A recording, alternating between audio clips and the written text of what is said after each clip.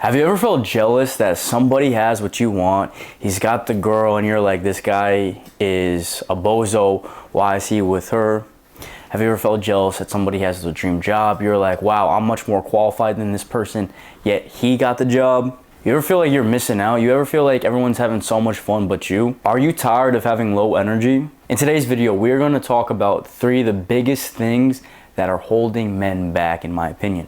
To break it down, we have falling for the spiritual narcissist. The chains of bad habit are too weak to be felt until they're too strong to be broken. And then 3, conforming to the matrix. Now, if you get these things wrong, they will hold you back. Let's break it down. In my opinion, men love more than women. Men love more than women. Women in general are more in touch with their emotions. However, I believe men love more. Men have a stronger desire for relationships than women. And with that, your emotional brain can override your logical brain, and that can set you up for a bad equation. So what happens is many men are single in this world. Many men do not get the shot that they want with the woman of their dreams. But every once in a while, you will meet the spiritual narcissist. If you haven't met her yet, you will meet her. A lot of us have fallen for the spiritual narcissist.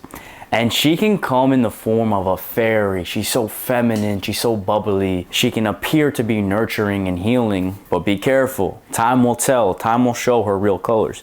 Now, I've fallen for the spiritual narcissist before, and it put me in a deficit in these 3 areas: time, money, and energy. Having a girlfriend can be like $1,000 per month membership that I say. And that's okay if it's the right one. Go invest in the experience, make memories. But however, what's something that could be holding you back if you date a girl and you throw out all this money and she doesn't appreciate you and it ends and she ends up with Chad or Tyrone, you look back and you think, I'm like, damn, I just spent all this money on her and I got nothing. And now every memory that I have of her stings. Second is energy, right? When we love hard. Men, we want to feel needed in this world. I tell some of my friends that are girls, you don't understand. If a man is feeling depressed, he won't get out of bed. But he knows if a girl is depending on him, he will get out of bed with a sense of urgency, with passion, and with purpose. But it needs to be for the right one. If it's for the right one, go all in, put all your energy into it. But for the wrong one, these spiritual narcissists, where they appear to be so wholesome, but really, they're just in it for themselves. They want to extract as much resources as they can from you. Women will shit test you. This is a story. One time I was dating the spiritual narcissist, and I wasn't putting firm boundaries. With these spiritual narcissists, you have to put firm boundaries. Put your foot down. I did not. I had to learn from my mistakes. I remember one time, she was doing some foolery behavior, but I put up with it because my intention was, hey, look, I'm a good partner. I'm in this with you. So any imperfections I will accept. No, you got to put your foot down, because what that communicates is you can be a pushover, and women do not like that in general. So what happened was, this girl, she just crossed a boundary and I forgave her. And then you know what next that she did? She asked for $200 for a hat, and I didn't want to come off like a brokey. So what did I do? I gave her the $200. That was a shit test though. She was like, wow, he didn't put firm boundaries. And then she wanted to see how much she can get away with. I'm putting time, energy into it, and I came up with nothing. And then time. Time is the most valuable resource we have. I just remember getting this dynamic wrong, the relationship part. I wasn't working on myself. I wasn't working on my purpose because I was putting her and the relationship before me. For your wife, do that. But for a girlfriend, no, you got to put yourself first. You got to be a man of purpose. You got to be on your mission. This is what I tell girls sometimes when I'm talking to them and they want more communication from me or they want more of my time. I just say, hey, listen, I'm on my purpose right now. I am conquering the world. I am leaving my dent in the universe. They might be mad in the moment because I tell them no, but they respect that. They respect that I'm a man of purpose and I'm on my mission. The spiritual narcissist will try to distract you and extract as much of your time, energy, and resources. That's our most valuable assets. But men and women, we need each other. We need to work together. In my opinion, this is what you should look for when it comes to a partner.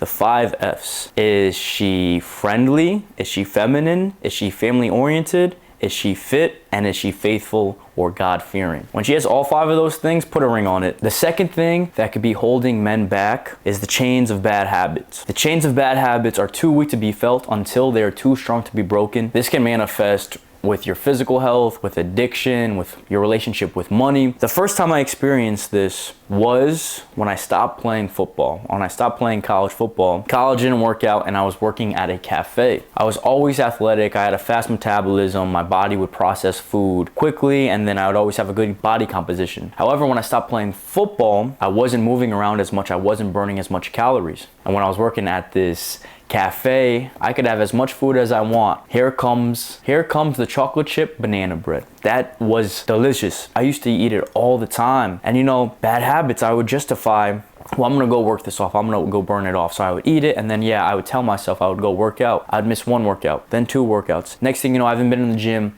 in a week. And I remember one day, I'll never forget, I'm looking at the mirror and I look at my belly and I have this big bulge. I was an athlete my whole life. I was always in shape, and I said to myself, where did that come from? The chains of bad habit are too weak to be felt until they are too strong to be broken. I wasn't aware of all that weight I was putting on because I was enjoying that banana bread. But then one day when I felt the chains being so strong, I'm like, oh wow. So it took me a few months to get back down to my ideal body composition. As a man, our habits are our defaults. If you put good habits into your day, you can create a default state of mind of peace, of being content. So I have a checklist that I do almost every single day. I ask, did I lift in the morning? Did I train martial arts at night? Did I journal? Did I read 10 pages? And did I press publish? Did I post a video? Sometimes I find myself seeking that dopamine, seeking that serotonin. Well, listen, we're men. That's not always gonna come. You have to be worth a damn. You have to earn that. However, though, the power that I do have, if I'm not feeling dopamine throughout my day, if I hit that checklist, I feel dopamine when I check that off, that I lifted, that I journaled, that I read, that I trained. That can give me dopamine right there. And it's the best feeling at night. When I put my head down, I did everything. I showed up. That's karmic debt right there. The God camera. The God camera is always watching. We need to be accruing good karmic debt. What does that look like? Going to the gym, being a good person, paying it forward, being friendly. We need God on our side. We need the spiritual on our side. So show up. That's all you gotta do is just show up, because the God camera sees that you're worthy. No one might be watching, but the God camera is always watching. So show up and show that you are worthy of it. Another thing is, energy is finite. I'm 26 right now, and it's only gonna get worse as I get older, but just I have no patience for the bullshit. Now, on your way to the top, you are going to deal with so much bullshit, and it's easy to just be thrown off of your track because of inconvenience and because of problems. However, though, when you have that default checklist, did I train? Did I lift? Did I journal? Did I read? Did I daydream? Did I pray? Did I nurture a relationship? I'm accruing good karmic debt, and anything else that comes my way won't affect my inner matrix. I gotta be real with you though. Time is against us. There are 4 wars that we will face. Us versus them. They want what we have, and we have to be ready to defend it. Us versus the environment. Mother Nature always wins, so just don't be in the crosshairs of Mother Nature when she's firing shots. The 3rd war is us versus time. You don't want to be the richest man in the graveyard. And the 4th war is you versus you. A lot of people struggle with that. You can either be your greatest enemy or your greatest ally. Right now, I am my greatest ally. And how do you do that? Self-talk. When no one's around, talk yourself up. Something that I do is when I have a moment to myself, I just tell myself, I'm the guy. So we need to create good habits, because the good habits accrue good karmic debt, and that will give us the desired life that we want. Health, wealth, love, and happiness, abundance, friends, family, and romance, travel, experience, memories. We gotta show up. The 3rd thing that could be holding you back is conforming to the matrix. As you get older and the closer you are to survival, you would rather have stability over freedom. I live in Miami, but right now I am in Connecticut, where I grew up, and I just walk around and I see a lot of people have conformed to the matrix, and that's okay. That's not me, and you got to listen to your spiritual instinct if you are that person or not. However, though, I made these sacrifices and I attacked the matrix at 19, 20, 21, and then I had my big breakthrough at 24. Actually, it took me about 4 years to break through the matrix, but that's because I was young and I was hungry and I was ambitious. So get ahead of it early, because as you get older, you're just gonna conform and you're gonna be like, yeah, freedom sounds nice, but safety, security, and stability is more important. So I'll rather conform to the matrix. I'll rather abide by the man because I can have that stability. Energy is finite. So understand there's a window of optimism. It's fickle, it's fleeting. That passion, that drive that you have to make a change won't last forever. Another thing about conforming to the matrix is we care what other people think. We care what other people think. I'm not gonna go here and say, oh, don't care what other people think. That's cap, that's a lie. It's in our genes to care about what other people think. Because if you go back 10,000 generations when we lived in nomadic tribes, if the tribe did not like us and they kicked us out of the tribe, that would pretty much mean death, because then you'd have to fend for yourself. You'd be left alone. So throughout evolution, our genes have created this behavior to care what other people think, so we stay in the tribe and that we're not ostracized. Because if you are ostracized, that would lead to death. Now, 4 or 5 years into this journey of escaping the matrix, I'm back home and I look at a lot of my peers, and a lot of my peers come up to me and they're like, yo, how'd you do it, man? Like, you weren't worried about failing? Man, I want to create content, but I don't know, people might judge. Like, those two things right there, you cannot worry about failing. Like, get that out of here. Get that out. I know I'm gonna win. You gotta have that mentality. I know I'm going to win. Now, when it comes to being self-cautious about posting, man, I get it. It's there, but you gotta turn on the blinders. You gotta put that force field around your inner matrix where these negative thoughts will not enter. You gotta put on the blinder and just ignore them. This is the only time where it's okay to be arrogant and ignorant. Be oblivious to what other people are saying about you. You'll feel a lot better. That way you can proceed and not care about the judgment of others. Listen, on your way to the top, there's 4 stops. First, they ignore you.